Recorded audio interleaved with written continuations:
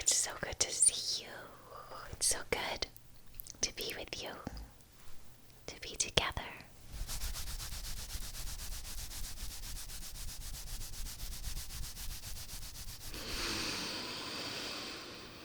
To feel the fabric of this life together. One big tapestry where we all meet.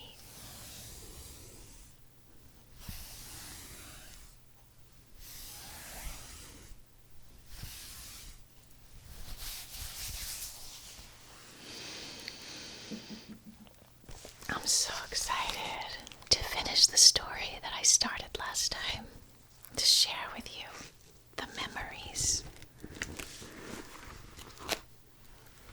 of when I visited the Holy Land.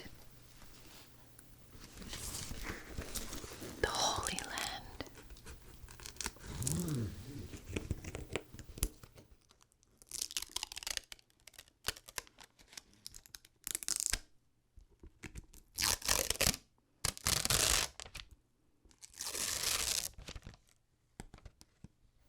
These pictures,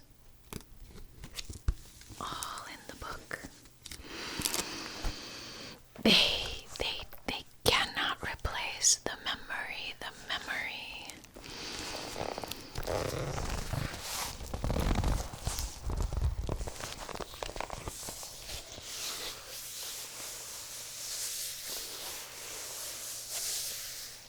I hug them tight to my chest, and still they remind me of the moments, and yet they are not even a morsel. A chocolate chip. A chocolate chip. Not even one chocolate chip of the experience I feel bubbling in my veins.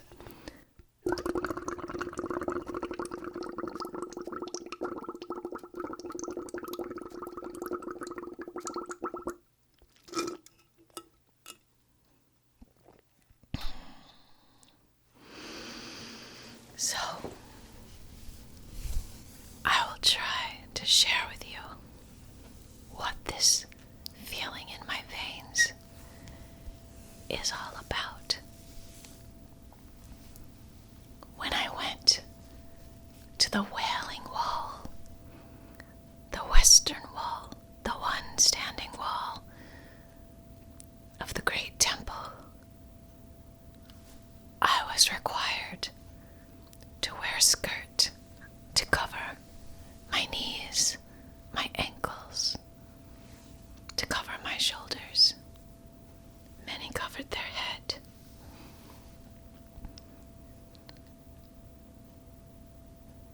All the times I've learned about the Holy Temple in Hebrew school now culminated in the moment of seeing these gigantic rocks cut not by the weapons, not by the swords, not by the hammers, but from a snail who secreted a saliva-ish, mucousy substance that somehow caused the stone to break, because no weapons were used in the creation of the holy place, right? No weapons, no swords can create a peaceful place, right? Right? No hammer can hit peace into your body, into your peaceful, beautiful, perfect body, right? No knife can stab love into you. No. Only peace, only stillness can create the holy spaces, the holy places that we come together in. I stood there in front of the stones, cut,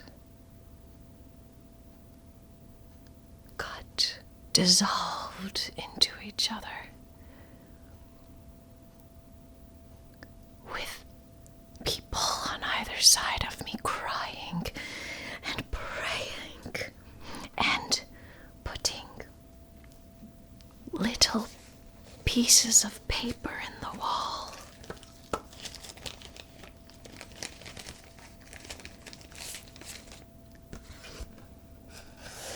Little pieces of paper with prayers written on it, asking to find the soulmates, to have babies, asking to heal something. This wall filled with people's prayers scribbled on paper. And I felt the power of these wishes, of these dreams, singing to me, and the tears flowing next to me.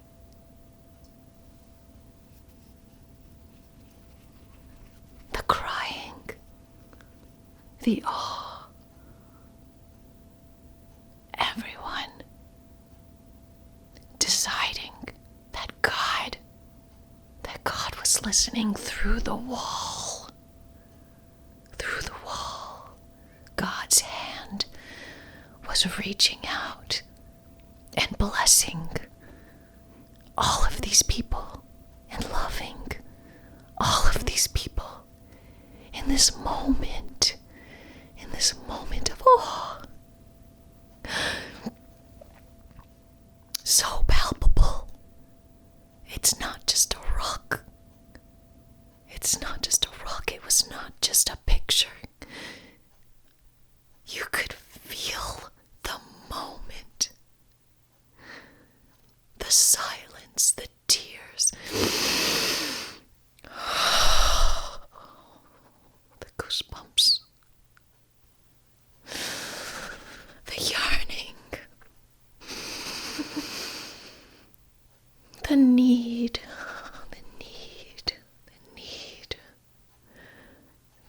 for God. The need for God was so thick all around me. It was thicker than any ocean I've swam in.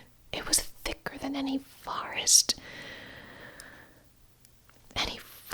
shrub that I've been through. It was thicker, that need for God, that longing for God, and that God reaching out and touching all of these people and blessing all of these people in that moment.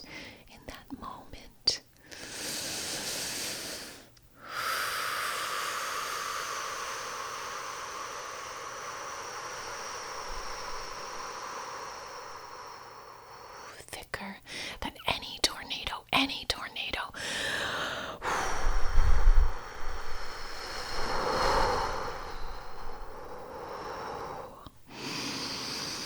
More turbulent than any earthquake, more impounding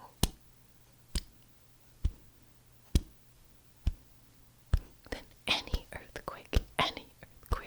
Is the God that you felt at that wall, at that wall.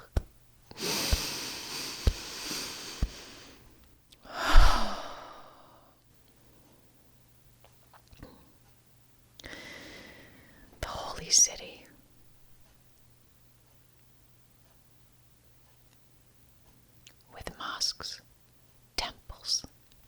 branches. United,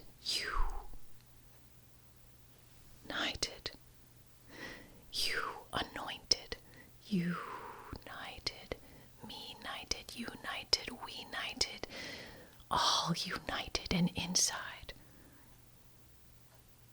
Holy spaces, I found my love for earth thin and rock building, and as I sat,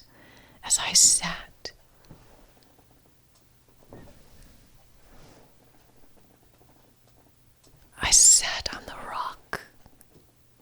I sat on the earthen bench.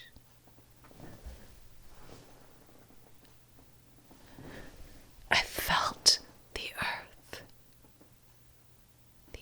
vibrations, the rock vibrations. I felt supported in the seat. I felt the support of the seat. And I fell in love with sitting on the earth, but on a chair, an earth bench. And I fell in love with how we were all sitting on the same seat in a circle. The same seat in a circle. There was no division. No division, one big seat in a circle.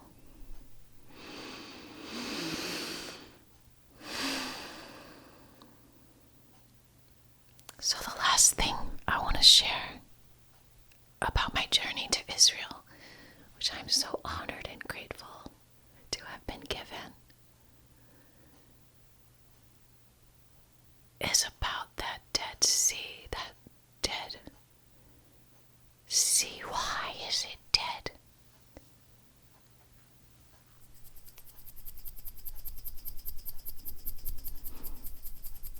The salt. The salt.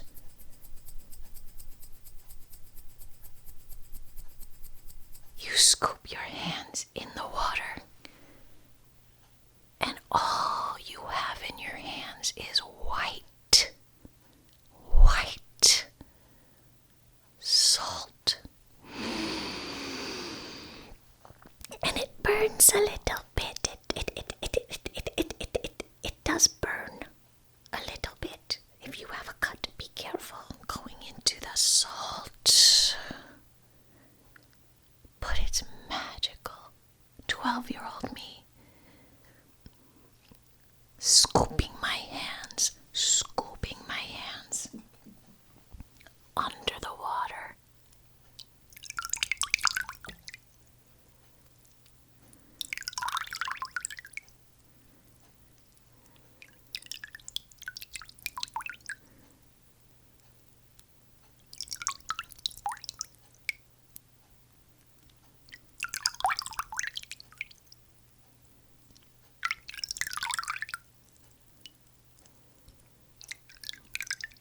And on the bottom of this sea, there was like no ocean I had been to, no lake. There was no sand. There was no dirt. There were no leaves. There were no rocks. There were no shells. It was just pure, coarse, crystal, white sand. Salt, not sand. It was pure, white, crystal, salt. Salt. I was thinking of something, which is why I said sand when we think and we say different things. Why did I do that? Because I was thinking salt. I was thinking how I scooped up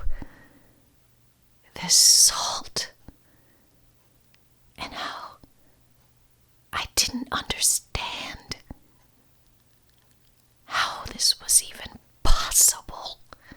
How could a whole bottom be filled with salt? And I thought to myself, are these somebody's tears? Did God cry? Did the angels cry in one spot so hard that it crystallized into salt and water together? And am I right now soaking in a big pile of tears? But when I didn't have that thought, I thought, whoa. I leaned back into the water and I floated. And I looked up.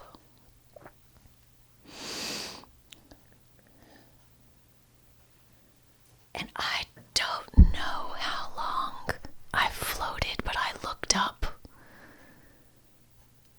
And the sun was beating on me. And I was not scared. I was not scared. I was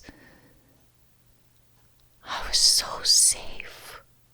I was so safe in the salt water.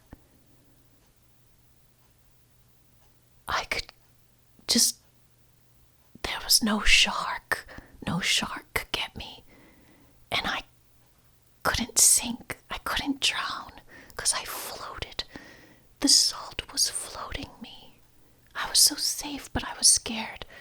What if I go out to sea and I lose the family I'm staying with? We laughed. We got so sun-kissed, but not sunburnt, just so perfectly filled with sun. Salty sun, salty skin. Oh, it just tasted so good on my skin. So salty, it stayed with me. It stayed with me for days, maybe weeks.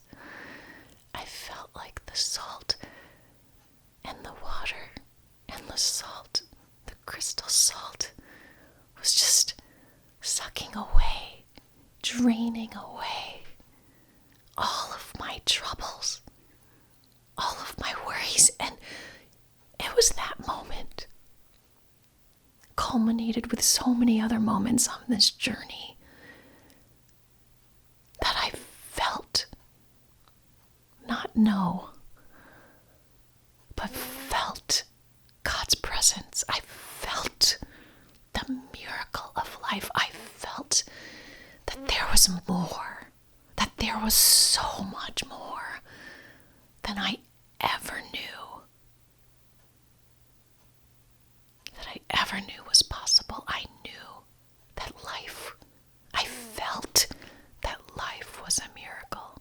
I felt that life is a miracle. I feel that life is a miracle as I tap into that 12-year-old girl floating in the Dead Sea.